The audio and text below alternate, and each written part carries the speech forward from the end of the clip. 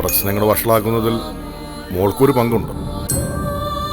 ഒരു വാശിയുടെ പുറത്താണെങ്കിലും കുഞ്ഞിനെ എടുത്തുകൊണ്ട് അർച്ചനെ കാണാൻ പോകുമെന്ന് മോള് പറയാൻ പാടില്ലായിരുന്നു.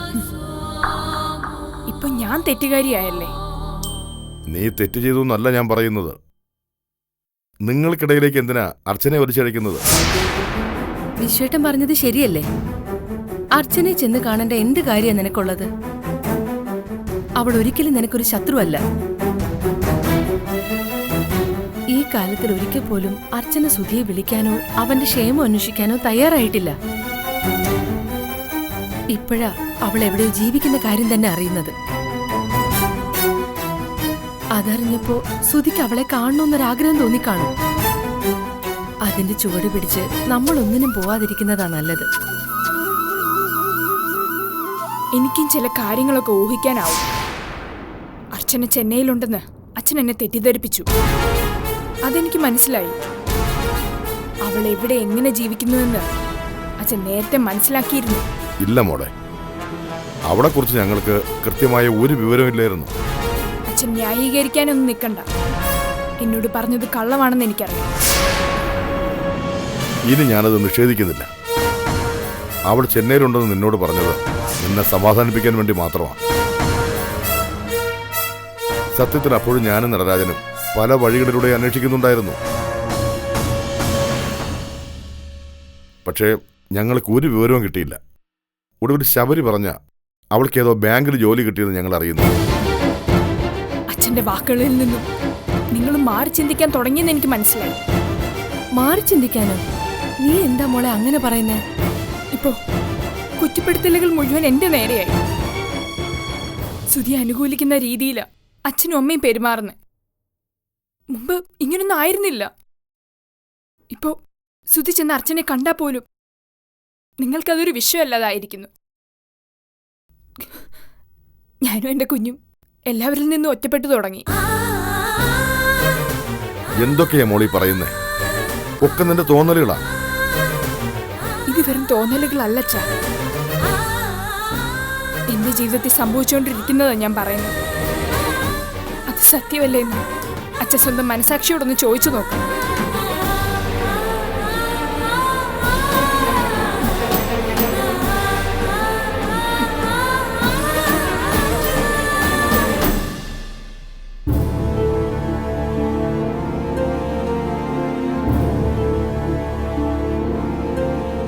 ഞാനൊരു കാര്യം ചോദിച്ചാൽ നീ സത്യം പറയൂ. എന്താ വിഷ്ണുട്ടാ? ഈ ചെവള രാഘവനാരാ? നിന്നോട് ഞാനത് ചോദിക്കാൻ വിട്ടുപോയി. ഇന്നത്തെ പത്രത്തിലും അയാളെക്കുറിച്ച് ന്യൂസുണ്ട്. കേരളത്തിൽ അയാൾ എത്തിയിട്ടുണ്ടെന്നാ പത്രത്തിൽ കണ്ടത്. നിന്റെ അച്ഛൻ്റെ കൂട്ടുകാരനെന്നാണല്ലോ സജി പറഞ്ഞത്. നിന്റെ അച്ഛനുമായി അയാൾക്കുള്ള ബന്ധമുണ്ട്? സജി പറയുന്ന ബന്ധമൊന്നും അച്ഛനും അയാളും തമ്മിലില്ല. ചേച്ചിക്ക് അച്ഛൻ്റെ പരിചയത്തിലുള്ള ഒരാൾ കൊണ്ടുവന്ന വിവാഹാലോചനയാകും. പെണ്ണ് കാണാൻ വീട്ടിൽ വന്നപ്പോഴാണ് അയാളെ ഞങ്ങൾ കാണുന്നത്. സ്വന്തമായി ലോറിയുള്ള ആളാണെന്നാ ബ്രോക്കർ അച്ഛനോട് പറഞ്ഞത്. ഞങ്ങൾക്കാർക്കും അയാളെ ഇഷ്ടപ്പെട്ടില്ല. വിവാഹം നടക്കില്ലെന്നറിഞ്ഞപ്പോൾ അയാൾ ഭീഷണിയായി വീട്ടിൽ വന്നു. പിന്നീട് അയാളെക്കുറിച്ച് അറിയുന്നത് കോയമ്പത്തൂരിലെ വലിയ ഗുണ്ടയാണത്രേ അയാൾ. ഇടയ്ക്കിടയ്ക്ക് അയാൾ അച്ഛനെ ഭീഷണിപ്പെടുത്താൻ വന്നു തുടങ്ങി. നാട്ടുകാരെല്ലാം കൂടി അയാളെ പിടിച്ച് പോലീസിൽ ഏൽപ്പിച്ചു. അവിടെന്നാ അയാൾ ജയിലിൽ ചാടി വന്നത്. അന്ന് വിവാഹത്തിന് തയ്യാറായ നിന്റെ ചേച്ചി എന്താ ഇപ്പൊ നല്ലൊരു ആലോചന വന്നപ്പോൾ വേണ്ടെന്ന് പറയുന്നത്? അന്നും ചേച്ചിക്ക് വിവാഹത്തിന് താല്പര്യമൊന്നുമില്ലായിരുന്നു. ഒരു ജോലി കിട്ടിയിട്ട് മതി വിവാഹം എന്നാ ചേച്ചി പറഞ്ഞത്. ഞങ്ങൾ 3 പെൺകുട്ടികളായതുകൊണ്ടാ അച്ഛൻ വിവാഹത്തിന് തിടുക്കം കാണിച്ചത്. അതൊക്കെ ശരി തന്നെ. ഇപ്പൊ ഒഴിഞ്ഞു മാറാനുള്ള കാരണം എന്താ? അത് ഞാൻ എങ്ങനെ അറിയാനാ വിഷ്ണുവേട്ടാ? പ്രൊബേഷൻ പീരീഡ് കഴിഞ്ഞിട്ട് കല്യാണം മതിയെന്ന് ചേച്ചി വാശി പിടിച്ച് നിൽക്കല്ലേ? നീ പറയുന്ന ഒന്നുമല്ല കാരണം. രാജീവൻ സാറിനെ പോലുള്ള ഒരാളിൻ്റെ ആലോചന വേണ്ടെന്ന് വെക്കണമെങ്കിൽ അതിനെന്തോ തക്കതായ കാരണമുണ്ട്. അത് നിനക്കറിയില്ലെന്ന് പറഞ്ഞാൽ ഞാൻ വിശ്വസിക്കില്ല. വിഷ്ണുവേട്ട ഇതൊക്കെ ചേച്ചിയോട് ചോദിക്കും. ആ, സമയമാകുമ്പോൾ ഞാനെല്ലാം അറിയും. ഒടുവിൽ അറിഞ്ഞില്ല കേട്ടില്ല എന്നൊന്നും പറയരുത്.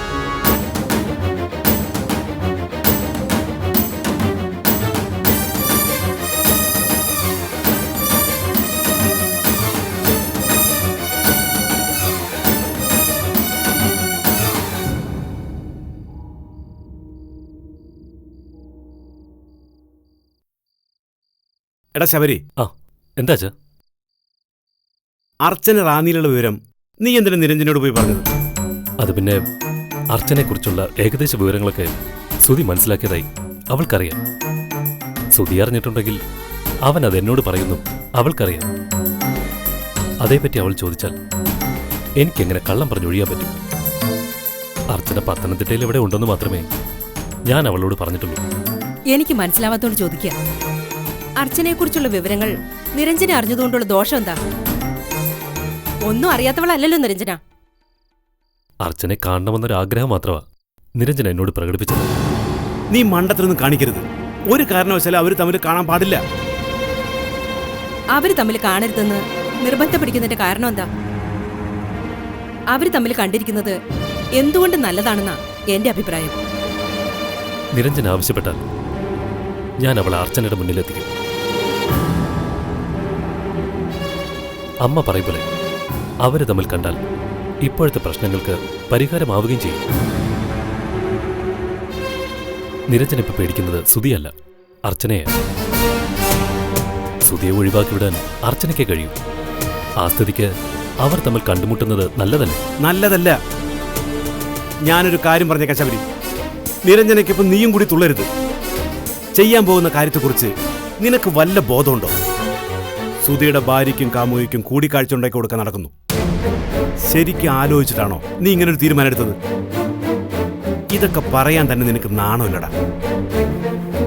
വീണ്ടും വിചാരമില്ലാത്ത നിന്റെ ഓരോരോ പ്രവർത്തികളാണ് നിന്നെ ഊരാകുടുക്കുകളിൽ കൊണ്ട് ചാടിക്കുന്നത്.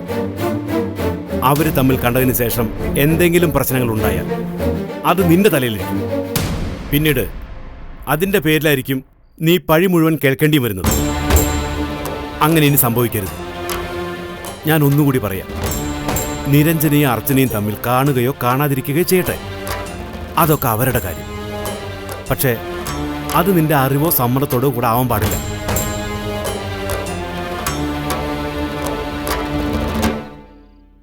മോനെ, നിന്റെ അച്ഛൻ പറയുന്നത് ശരിയാ. നീ ഇനി ഒരു പ്രശ്നത്തിനും പോകരുത്. സുധിയുടെ നിരഞ്ജനയുടെ പക്ഷം പിടിക്കാനും പോകരുത്. നീ ഇപ്പോ നിന്റെ കാര്യങ്ങളാ നോക്കേണ്ടത്. അവരുടെ പ്രശ്നങ്ങളൊന്നും പരിഹരിച്ചു കൊടുക്കാൻ നിന്നെക്കൊണ്ട് കഴിയില്ല. നീയായിട്ട് ഇനി ആർക്കും ഒരു ബുദ്ധിമുട്ടുണ്ടാക്കരുത്.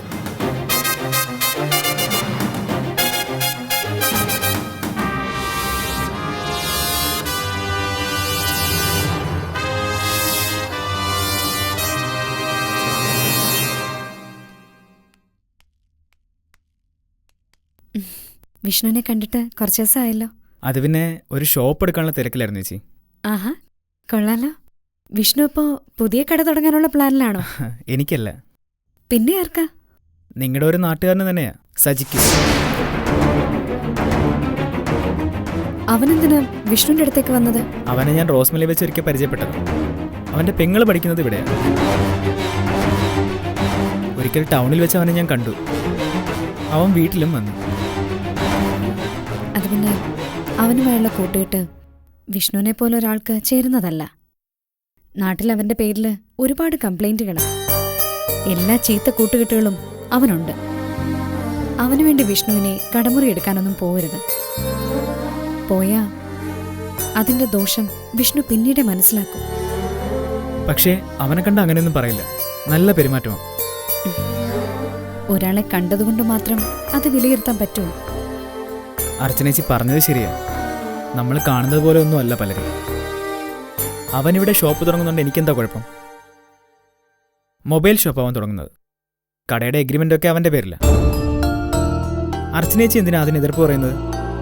ഞാൻ സഹായിച്ചില്ലെങ്കിലും അവൻ ഷോപ്പ് തുടങ്ങും. അവനുമായിട്ട് ഒരടുപ്പം വേണ്ടെന്നേ ഞാൻ ഉദ്ദേശിച്ചുള്ളൂ. ഒരാൾ മോശക്കാരനാണെങ്കിലും അയാളോട് സഹകരിച്ചെന്ന് വെച്ച് ഞാൻ മോശമാവില്ല. അങ്ങനെയൊക്കെ ആവുമായിരുന്നെങ്കിൽ എന്നേ ആയനെ. പിന്നെ അർച്ചനേച്ചി ഞാനൊന്ന് കാണണമെന്ന് ആഗ്രഹിച്ചത് വേറൊരു കാര്യം ചോദിക്കാനാ. എന്താ വിഷ്ണു? ഈ ചെവള രാഘവൻ ആരാ? അയാളെക്കുറിച്ചാണ് ഇപ്പോൾ റോസ്മലയിലെ സംസാരം മുഴുവൻ. അർച്ചനേച്ചി അന്വേഷിച്ച് അയാൾ വന്നിരിക്കുന്നെന്ന് സജി പറഞ്ഞു. വീട്ടിൽ നിന്ന് വിളിച്ചപ്പോ അമ്പിളി അയാളെ പറ്റി പറഞ്ഞു. അത് ചിറ്റപ്പന് മുമ്പ് പറ്റിപ്പോയ ഒരബദ്ധം. ചിറ്റപ്പൻ്റെ ഒരു കൂട്ടുകാരൻ വഴി എനിക്ക് കൊണ്ടുവന്ന ഒരു കല്യാണാലോചനയാ. 1-2 ലോറിയുടെ മുതലാളിയെന്നാ അന്ന് പറഞ്ഞത്. ഞാനെതിർപ്പ് പറഞ്ഞെങ്കിലും ഒരു ദിവസം അയാളും കൂട്ടരും വീട്ടിൽ വന്നു. പിന്നീടാ അയാളെക്കുറിച്ചുള്ള വിവരങ്ങളൊക്കെ അറിയുന്നത്. കല്യാണത്തിന് ചിറ്റപ്പൻ ഒഴിഞ്ഞു മാറിയപ്പോൾ അയാൾക്ക് ശത്രുതയായി. അതിന്റെ പ്രശ്നങ്ങളാ ഇപ്പം നടക്കുന്നത്. ഒരാൾ പെണ്ണ് കാണാൻ വന്നതിന്റെ പേരിൽ ഇത്രയും പുകലൊക്കെ ഉണ്ടാവും. അതേക്കുറിച്ചൊന്നും എനിക്കറിയില്ല വിഷ്ണു. അർച്ചനേച്ചി വിഷമിക്കണ്ട, ഞാൻ അറിഞ്ഞപ്പോൾ ഒന്ന് ചോദിച്ചെന്നേ ഉള്ളൂ. എന്നാ ശരി, ഞാൻ ഇറങ്ങട്ടെ. ശരി.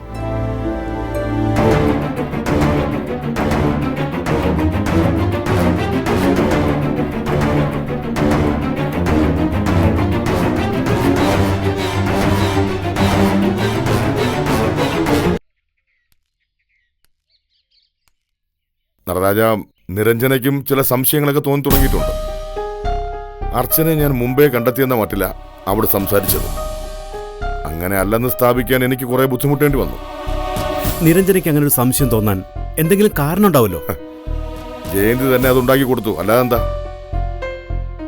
ഇന്നലെ വരെ അവരുടെ പക്ഷം പിടിച്ച് സംസാരിച്ചവർ ഇന്ന് സുധിയുടെ പ്രവൃത്തികളെ ശരിവച്ചു തുടങ്ങിയാൽ ബുദ്ധിയുള്ള ആരോ തിരിച്ചറിയില്ലേ? സുധി അർച്ചനയ്ക്ക് വേണ്ടി ഓരോന്ന് കാട്ടിക്കൂട്ടിയപ്പോ നിരഞ്ജനയെ കൊണ്ട് അതിന് തടയിടാൻ ശ്രമിച്ചവരല്ലേ നമ്മള്? ഇതിനിടയിൽ ശബരി ചില നീക്കങ്ങളൊക്കെ നടത്തുന്നുണ്ടളിയ. നിരഞ്ജനയ്ക്ക് വേണ്ടി അവൻ ചെയ്യുന്ന പ്രവൃത്തികൾ ചിലപ്പോൾ നമുക്ക് വിനയായിത്തീരും. എന്താ അവൻ പ്ലാൻ ചെയ്യുന്നത്? നിരഞ്ജനയും അർച്ചനയും തമ്മിലൊരു കൂടിക്കാഴ്ച. ശബരിക്ക് ഇപ്പോഴും അറിയില്ല ആലീസായി അർച്ചന മാസങ്ങളോളം നിരഞ്ജനയ്ക്കൊപ്പം ഉണ്ടായിരുന്നു. ശബരിയുടെ ഭാഗത്തുനിന്ന് അങ്ങനെ ഒരു ശ്രമം ഉണ്ടായാലും അർച്ചന അതിന് കൂട്ടി നിൽക്കില്ല. അവൾ എന്തിനു കൂട്ടി നിൽക്കണം? അർച്ചനയെ കാണാൻ തിടുക്കപ്പെട്ട് കഴിയാ നിരഞ്ജന. അവൾ ജോലി ചെയ്യുന്ന ബാങ്ക് ഏതാണെന്നറിഞ്ഞാൽ നിരഞ്ജന അവിടെ ചെന്ന് അർച്ചനയെ കാണും. നിരഞ്ജന മാത്രമല്ല, സത്യത്തിൽ ഇപ്പോൾ ജയന്തി ആഗ്രഹിക്കുന്നത് അത് തന്നെയാ. ജയന്തിയെ മാത്രം എന്തിനു പറയണം? അളിയനും കുറേശ്ശെ അത് ആഗ്രഹിക്കുന്നുണ്ട്. ഇരുമനസ്സാ അളിയൻ്റേതെന്ന് എനിക്കറിയാം. നിങ്ങൾ എന്തൊക്കെ ചെയ്താലും നിരഞ്ജന അവളുടെ തീരുമാനം പ്രഖ്യാപിച്ചു കഴിഞ്ഞു. സുധിയെ വിട്ട് അവൾ പോവില്ല. അവൾ അങ്ങനെ ഒരു തീരുമാനം എടുക്കാനും കാരണമുണ്ട്. കുഞ്ഞ് സുധിയുടേതാണെന്ന് നമുക്കറിയാവുന്ന അവൾക്കറിയില്ല. അറിഞ്ഞാൽ തന്നെ അവൾക്കതിനെ വിട്ടു തിന്നിട്ട് പോവാനും പറ്റില്ല. നിയമപരമായി സുധിയിൽ നിരഞ്ജനയ്ക്ക് പിറന്ന കുഞ്ഞായിട്ടാണ് അതിനെ ലോകം അറിയുന്നത്. അതിനെ തള്ളിപ്പറയാനോ ഉപേക്ഷിക്കാനോ കഴിയാത്തതുകൊണ്ടാ സുധിയെ വിട്ടു പോയില്ലെന്ന് അവൾ പറയാൻ കാരണം. സത്യത്തിൽ വലിയൊരു കെണിയിൽ പെട്ടുപോയത് നിരഞ്ജനയാണ്. അർച്ചന കുഞ്ഞിനെ പ്രസവിച്ചുവെന്നേ ഉള്ളൂ. ആ കുഞ്ഞിന്റെ അമ്മയും അച്ഛനും നിരഞ്ജനയും സുധിയുമാണ്. ഇനി അത് മാറ്റി പറയാനോ അല്ലാന്ന് തെളിയിക്കാനോ ആർക്കും കഴിയില്ല. നിരഞ്ജനയെ സുധി ജീവിതത്തിൽ നിന്ന് ഒഴിവാക്കിയാൽ കുഞ്ഞ് അർച്ചനയുടേതാണെന്ന് അവൾ തിരിച്ചറിഞ്ഞാൽ പോലും കുഞ്ഞിനെ വിട്ടുകൊടുക്കാൻ നിരഞ്ജനയ്ക്ക് കഴിയില്ല. കുഞ്ഞിനെ അർച്ചനയ്ക്ക് വിട്ടുകൊടുത്തിട്ട് പിന്നെ നിരഞ്ജന ജീവിച്ചിരിക്കില്ല. എന്താ ഞാൻ പറയുന്നത് ശരിയല്ലേ? ആ ഒരു തിരിച്ചറിവ് എന്റെ മനസ്സിലും ഉണ്ട്. പക്ഷെ ജയന്തിക്ക് അത് പറഞ്ഞാൽ മനസ്സിലാവണ്ടേ? നിങ്ങൾ എന്തൊക്കെ സ്വപ്നം കണ്ടാലും അർച്ചനയുടെ പിന്തുണ കിട്ടാൻ പോകുന്നില്ല. ഒരു മരുമകളായി എന്നും നിരഞ്ജന മാത്രമേ നിങ്ങൾക്കുള്ളൂ. ഞാൻ അവളുടെ പക്ഷത്ത് നിൽക്കാനുള്ള കാരണവും അതുതന്നെയാണ്. നിരഞ്ജനയും അർച്ചനയും തമ്മിൽ ഒരു കൂടിക്കാഴ്ച ഉണ്ടാവരുത്. അതിന് നമ്മൾ തടയേണ്ടത് നിരഞ്ജനയാണ്. ഞാൻ ശ്രമിക്കളിയാണ്. എന്തായാലും ഞാൻ അവളെ ചെന്നൊന്ന് കാണാം.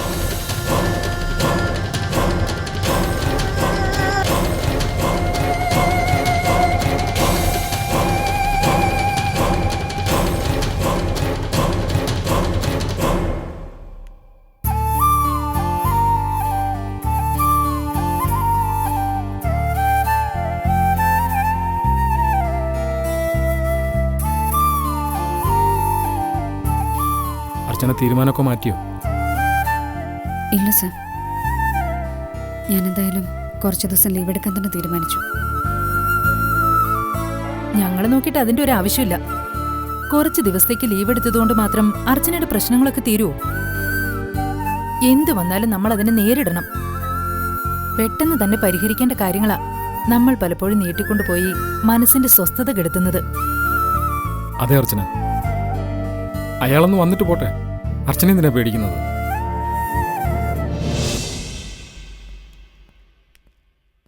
ഇപ്പൊ ലീവ് എടുത്ത് മാറി നിൽക്കേണ്ട സാഹചര്യമല്ല ഇവിടെ ഉള്ളത്. അർച്ചന മനസ്സുറപ്പോടെ ജോലി ചെയ്യണം. അത് പിന്നെ എനിക്കൊന്ന് ആലോചിക്കണം മാഡം.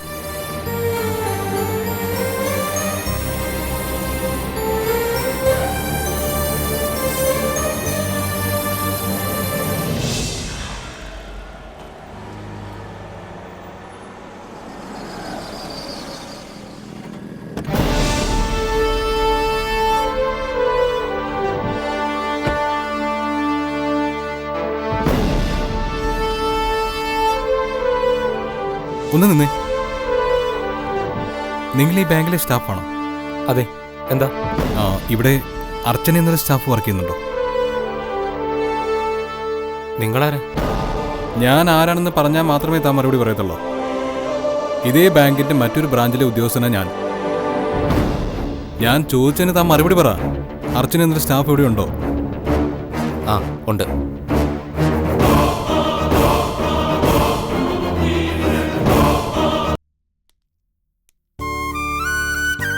അർച്ചന ഇപ്പോഴും ഇവിടെ ആലോചിച്ച് നിൽക്കുവാണോ? പിന്നെ രേവതിയുടെ കാര്യങ്ങളൊന്നും ഇപ്പൊ പറയാറില്ലല്ലോ. അവൾക്ക് സുഖം തന്നെയല്ലേ? ഞാൻ ഇവിടുന്ന് പോയതിൽ പിന്നെ വിഷ്ണുവിനെ കണ്ടിട്ടില്ല. കഴിഞ്ഞ ദിവസം വിഷ്ണു ബാങ്കിൽ വന്നിരുന്നു. അന്ന് മാഡം ലീവിലായിരുന്നു. അവക്ക് വിശേഷം വല്ലതുണ്ടോ? ഇതുവരെ ഒന്നും അതേപ്പറ്റി അറിഞ്ഞില്ല. അർച്ചനെ, പുറത്തേക്ക് പോയി വിനോദ് ഇപ്പൊ എന്നെ വിളിച്ചു. അർച്ചനെ അന്വേഷിച്ചൊരു ചെറുപ്പക്കാരൻ താഴെ എത്തിയിട്ടുണ്ടെന്ന്. അത് സുധിയായിരിക്കും അർച്ചനെ. അത് ശ്രുതി തന്നെ ആയിരിക്കും. ഈശ്വര, ഇനി എന്ത് ചെയ്യും? അർച്ചന ഒരു കാര്യം ചെയ്യും, ഇവിടെ ഇരിക്കും. സുധിയാണെങ്കിൽ അർച്ചന ലീവിലാണെന്ന് പറഞ്ഞ് ഞങ്ങൾ ഹാൻഡിൽ ചെയ്തോളാം. ഡേയ്സി മാഡം വാ.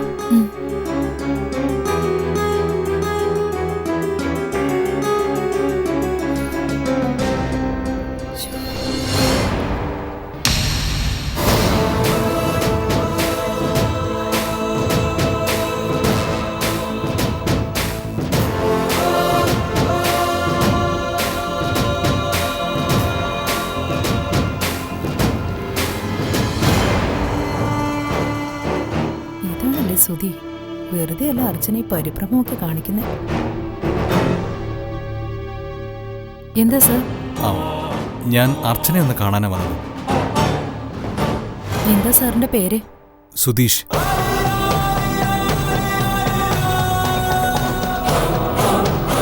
അർച്ചന ലോങ് ലീവിലാ.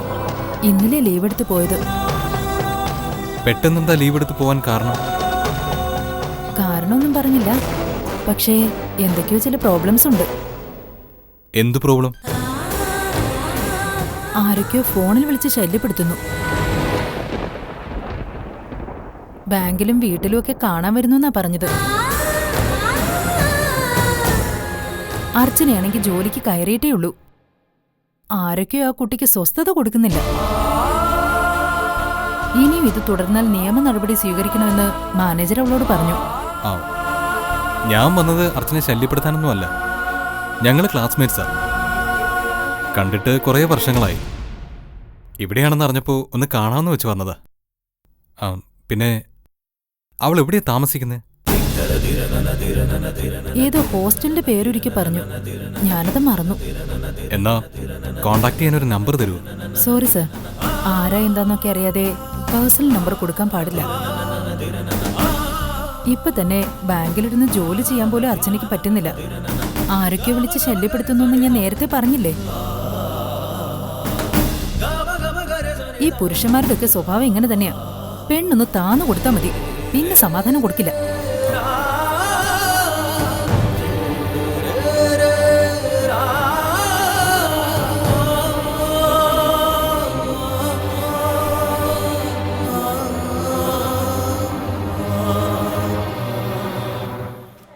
എന്തായാലും ഡേയ്സി മാഡത്തിൻ്റെ മറുപടി ഏറ്റു. അയാൾ അങ്ങോട്ട് വിളിക്കുന്നതെന്ന് മാഡത്തിന് മനസ്സിലായെന്ന് അയാൾ മനസ്സിലാക്കി കഴിഞ്ഞു. അയാൾ മുമ്പ് പേര് പറഞ്ഞതല്ലേ. ഞാനത് മറന്നു എന്ന് അയാളുടെ വിചാരം. എന്തായാലും കുറച്ചുകൂടി കഴിഞ്ഞിട്ട് അർച്ചന ഇറങ്ങി വന്നാൽ മതി. ഒന്നാലോചിച്ചാ ഇങ്ങനെ ഒളിച്ചിരിക്കേണ്ട ആവശ്യമൊന്നുമില്ലായിരുന്നു. അവർ തമ്മി കണ്ടെങ്കിൽ അവർക്കിടയിലെ പ്രശ്നം എന്താണെന്ന് നമുക്ക് മനസ്സിലാക്കായിരുന്നു.